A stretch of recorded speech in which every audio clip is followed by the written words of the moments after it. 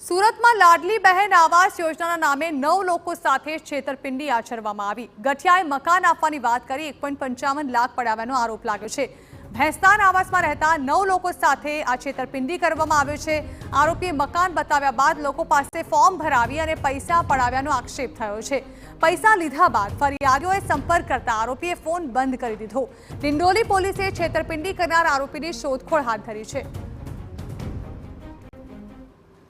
અફઝલ અંસારીએ એવી બાંહેધરી આપી હતી, ઝાંસો આપ્યો કે એ પોતે લાડલી બહેન આવાસ યોજના એવું એક પ્રકારની આવાસ યોજના છે અને એમાં એને ઘર અપાવી દેશે અને પોતે કેજરીવાલનો માણસ છે આ પ્રકારના શબ્દો એનો વાપરી અને એ બેનને પોતાના ભરોસામાં લીધા અને ત્યારબાદ એમની પાસે અમુક ફોર્મ ભરાવ્યા। ફોર્મ ભરાવી અને પછી એમની પાસેથી 5,000 રૂપિયા દરેક ફોર્મના એવી રીતના 4 મકાન માટેના 4 ફોર્મ ભરાવ્યા અને 20,000 રૂપિયા લીધા।